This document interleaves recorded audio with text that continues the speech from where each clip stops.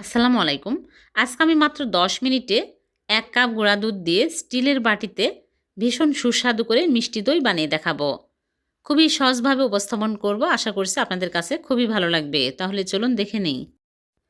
প্রথমে একটা বোলের মধ্যে নিয়ে নিচ্ছি গুঁড়া দুধ ১ কাপ। এখানে আমি ফুল ক্রিম গুঁড়া দুধ নিয়েছি। যেকোনো ব্র্যান্ডের গুঁড়া দুধ নিলেই হবে। আর পানি দিয়ে দিচ্ছি ৩ কাপ। ১ কাপ গুঁড়া দুধের সাথে ৩ কাপ পানি দিতে হবে। তারপরে আমি ভালো করে মিশিয়ে নেব, যেন লাম্পস না থাকে। ভালো করে মিক্স করে নিতে হবে। মেশানো হয়ে গেলে এক সাইডে রেখে দিচ্ছি। আর এদিকে চুলায় একটা প্যান বসিয়ে দিয়েছি। প্যানটা গরম হয়ে গেলে 1/4 কাপ চিনি দিয়ে দিচ্ছি। চিনি যখন গলতে শুরু হবে তখন আমি ভালো করে নেড়েচেড়ে নিব। নেড়েচেড়ে সুন্দর কালার হলেই সাথে সাথে চুলা অফ করে দিব। দিয়ে আমি সবগুলো দুধ দিয়ে দিচ্ছি। দিয়ে ভালো করে নেড়েচেড়ে ক্যারামেলের সাথে জাল করে নিতে হবে। তাহলে অনেক সুন্দরভাবে মিশে যাবে আর কালারটাও অনেক সুন্দর আসবে। এখানে 3 কাপ লিকুইড দুধ আমি 2 কাপ করে নিব। চিনি দিয়ে দিচ্ছি 1/4 কাপ। চিনি দিয়ে ভালো করে নেড়েচেড়ে নিব। অনেকটাই ঘন হয়ে আসছে। এখন আমি চুলা থেকে নামিয়ে নিব। এর চেয়ে বেশি ঘন করার প্রয়োজন নাই। চুলা থেকে নামিয়ে আমি ঠান্ডা করে নিব। গরম দুধের মধ্যে কখনোই দই বীজ দেওয়া যাবে না, তাহলে দই হবে না।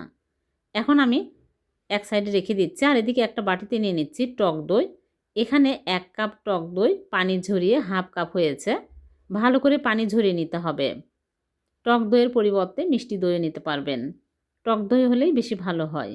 ভালো করে ফেটে নিচ্ছি। তারপরে এখানে নিয়েছে কর্নফ্লাওয়ার হাফ টেবিল চামচ দিয়ে আমি ভালো করে মিশিয়ে নেব। সামান্য পরিমাণে লিকুইড দুধ দিয়ে ভালো করে মিক্স করে নিচ্ছি।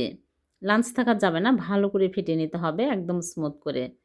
তারপরে আমি 3টা বাটি নিয়েছি, স্টিলের বাটি। এখন আমি এই স্টিলের বাটিতে দই বীজ দিয়ে ভালো করে বাটিতে লাগিয়ে নেব। তাহলে খুব সুন্দরভাবে দই সেট হবে। আমার এই প্রসেস আপনারা ফলো করবেন, দেখবেন যাদের দই কোনো দিনও জমে না তারাও একদম পারফেক্টভাবে দই জমাতে পারবেন। এভাবে ভালো করে গায়ের সাথে লাগিয়ে নেব। তারপরে আমি এখানে দুধ ঠান্ডা হয়ে গেছে, দই বীজ সব দিয়ে দিচ্ছি। দিয়ে ভালো করে মিশিয়ে নেব। এখন আমি এই বাটিতে তুলে নিচ্ছি। 3 বাটিতে সমান করে তুলে নেব।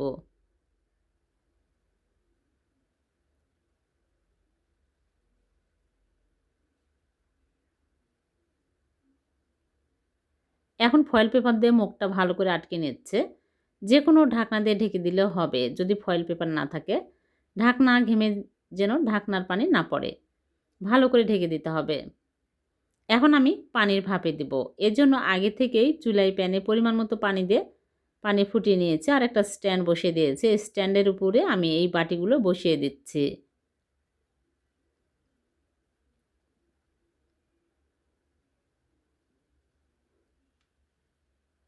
তারপরে ঢেকে জাল করব 10 থেকে 12 মিনিট। এক এক চুলার আঁচ এক এক রকম, কম বেশি লাগতে পারে। আমি 12 মিনিট জাল করে নিয়েছি, হয়ে গেছে। এখন আমি চুলা থেকে নামিয়ে নিচ্ছি। বেশি জাল করা যাবে না। 10 থেকে 12 মিনিটের বেশি জাল করলে দইয়ের উপরে পানি ছেড়ে আসবে। যেহেতু ছোটো বাটি, খুব সুন্দরভাবে দই সেট হয়েছে। এখন আমি নরমাল ফ্রিজে রেখে দেবো ঠান্ডা হওয়া পর্যন্ত। ঠান্ডা হলে আরও সুন্দরভাবে সেট হয়েছে। দেখুন আমি বের করে নিয়ে আসলাম। একদম উপর করলেও পড়ছে না, এত সুন্দর দই জমেছে। আপনারা আমার এই প্রসেস প্রথম থেকে শেষ পর্যন্ত ফলো করবেন। আপনাদের দইও এইরকম পারফেক্ট হবে। আর এরকম দই যদি বাড়িতে তৈরি করা যায়, দোকান থেকে আর কিনতে হবে না। এখন আমি কেটে আপনাদেরকে দেখাচ্ছি কতটা মজার হয়েছে। দোকানের মতোই পারফেক্ট হয়েছে। দেখলেন তো কত সহজে তৈরি হয়ে গেল মাত্র 1 কাপ গুঁড়া দুধ দিয়ে, তাও আবার স্টিলের বাটিতে। খুবই সহজ